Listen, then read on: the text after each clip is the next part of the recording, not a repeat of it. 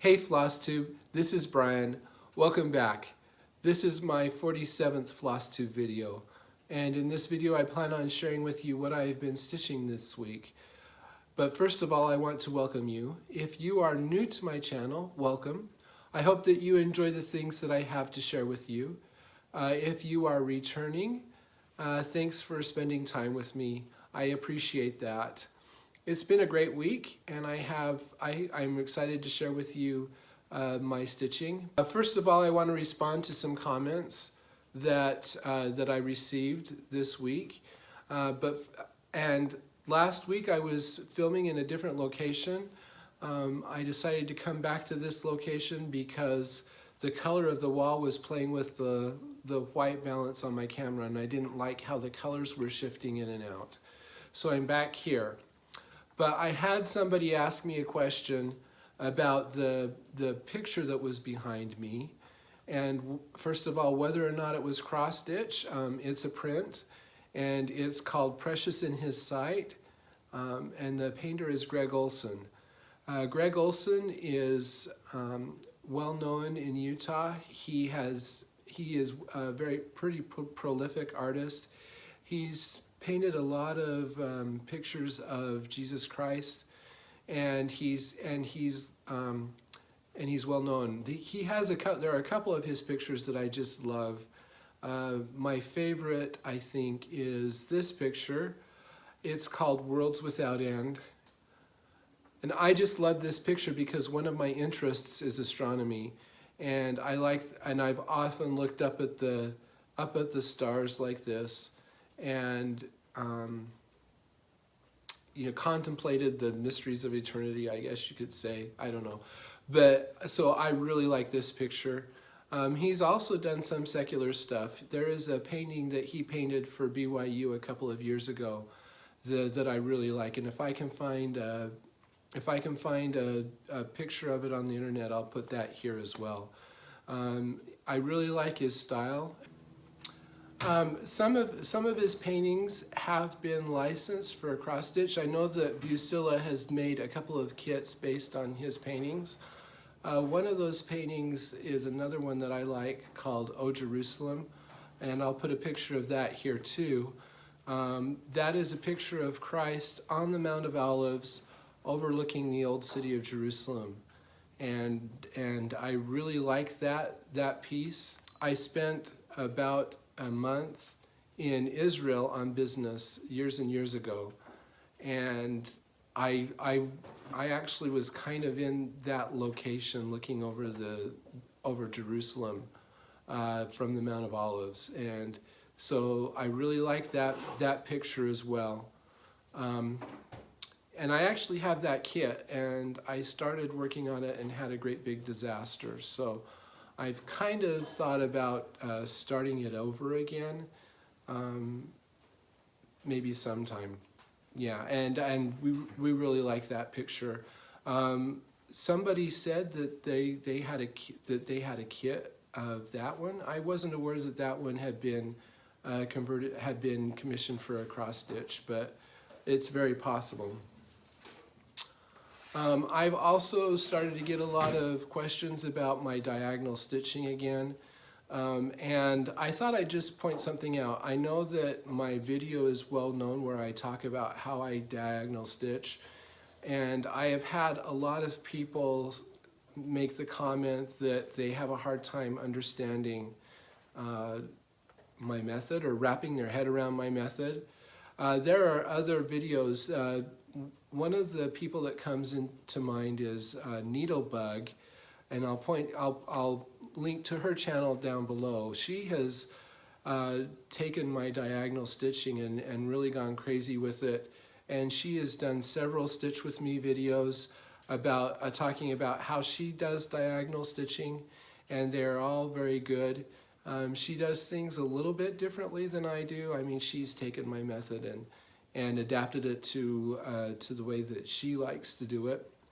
So you can check that out. She has also started a Facebook group called For the Love of Diagonal Stitching.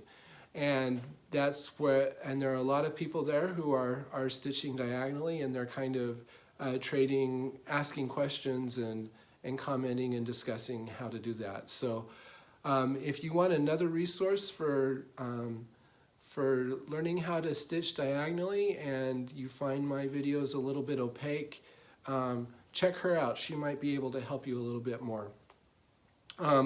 Also, I had a question, Francine Rollin asked me a question about how I start a project.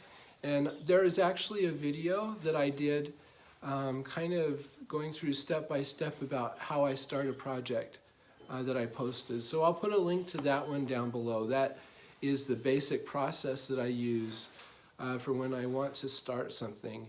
And I think that will help you with any questions that you have. Sherry Loves Stitching asked me, what is this pin stitch that you're talking about?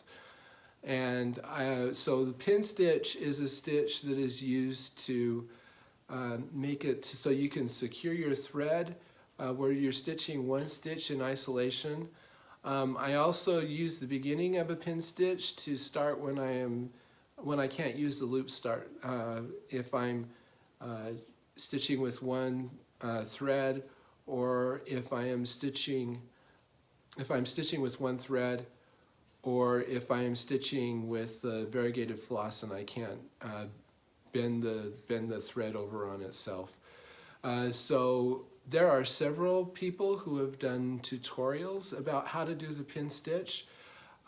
There's also a website. I'll point you to a website if you want written instructions how to do that. I have found that very helpful. That is the Scarlet Quince, which is a publisher of computer-generated cross-stitch patterns based on public domain art. They have some really good patterns as well. And there is a whole section of tutorials about different ways to do things that is very, very helpful. And she has a whole page on how to do a pin stitch. That's where I learned how to do it at the beginning. So you can check that out. I think Nicola Parkman has done a tutorial on how to do a pin stitch. Vanna Pfeiffer has done a tutorial on how to do pin stitch. And I'll link to those videos down below as well.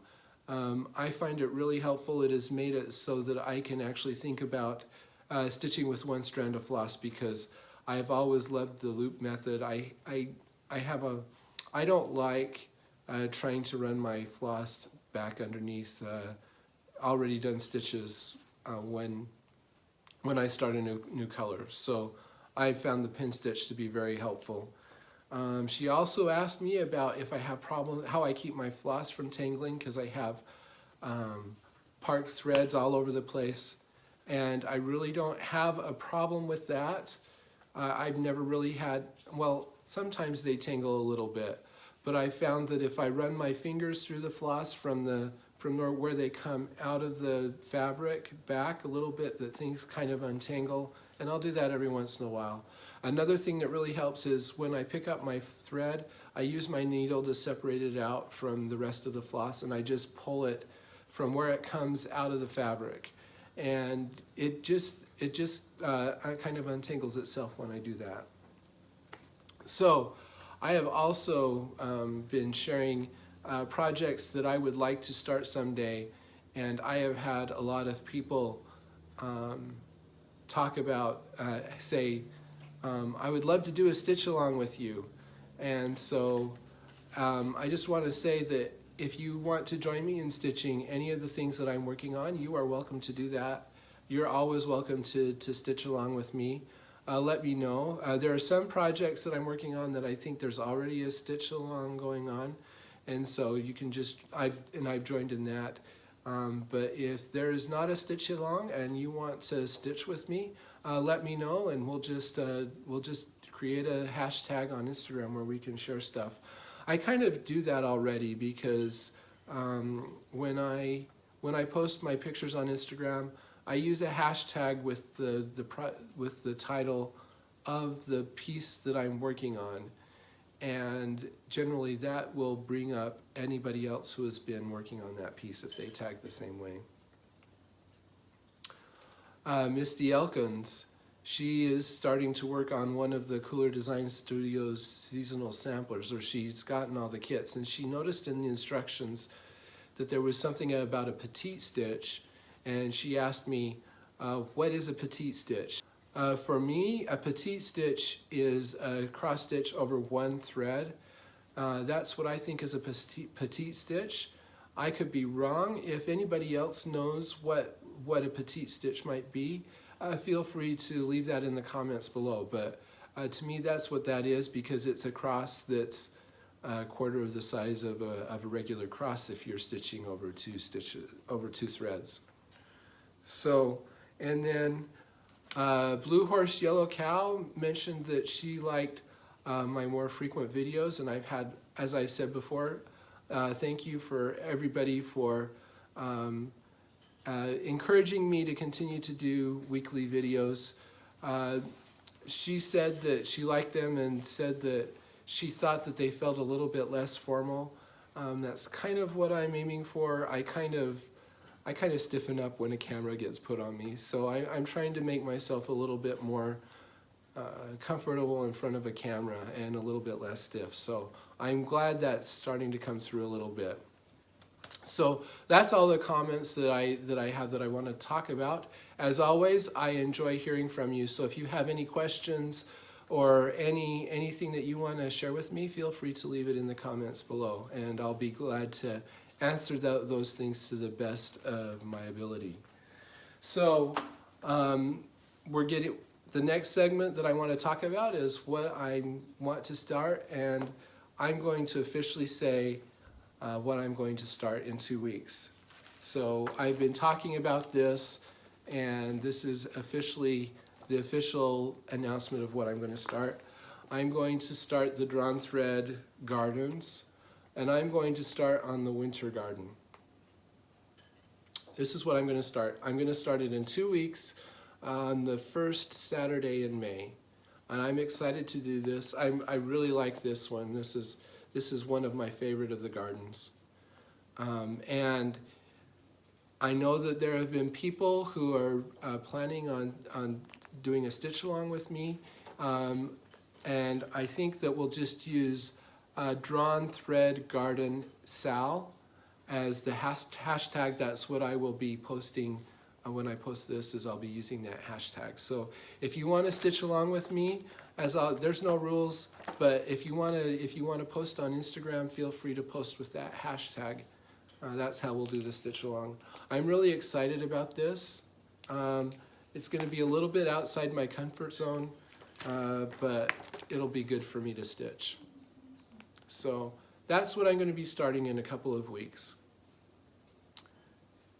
So I know Brenda, Handwork Maniac, is going to be starting the autumn garden in May for Mania, and I guess I've been kind of I said that I was going for Mania. I was going to start a piece outside of when I would normally start it, so that's what I'm going to do. I've had quite a bout of startitis, and I'm kind of considering starting 4 projects, 1 each week for Mania, but I don't know.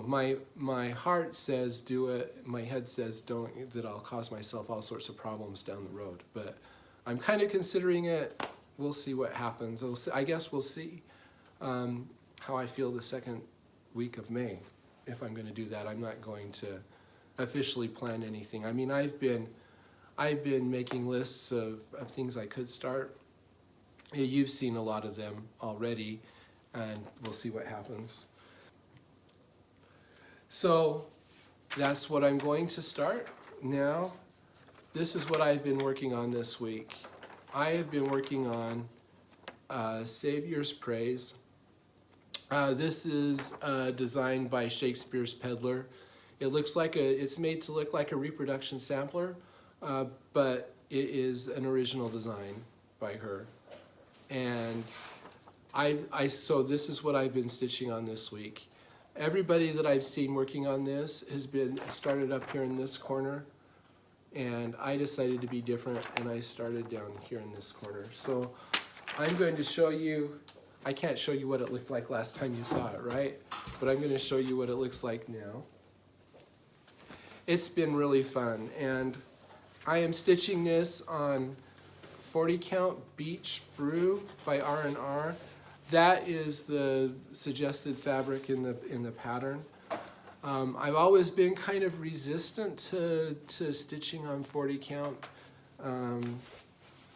but I have really enjoyed working on 40 count this week. It has been really nice. I've enjoyed it more than I thought I would. It's been really fun. So this is what it looks like now. So like I say, I started over here in this corner, and then I've kind of worked on, I've got this section of the border done, and then there's this urn with this flower, and I've been stitching deer, and this, I don't know what you call this garland, and this flower is really wonky. And that's done on purpose, but it's just so not symmetrical. But this is what it looks like. And I mentioned I was going to change some of the words. That is my first change. So in the pattern, this says resourcefulness, and I changed it to temperance. And this was kind of by the seat of my pants. I charted out this, I drew an outline around the empty space here on a piece of graph paper. And then I kind of charted out how I wanted that word to fit in there. And it was kind of by the seat of my pants. I thought, oh, that looks good, that'll work. And then when I actually started stitching, I don't know if I made a mistake when I drew the outline, but things weren't exactly right. So all of the words in the border, they're all a little bit wonky, and I was afraid that I was going to have problems with that. So I charted this last half one stitch higher, so it kind of moves up. And then I got down here to do temperate, the ANCE, and I didn't have room like I thought I did. I think so I had to kind of slope the ANCE up a little bit to make it fit. So I think that I really like how it turned out, even though it was by the seat of my pants. It makes it look kind of, it fits the character of the rest of the piece. And then I had a little bit of a space over here because temperance isn't as long a word as resourcefulness. So I put another one of these gold balls up here to kind of balance things out. I'm really happy with how that turned out. It turned out a lot better than I thought it would. So yeah.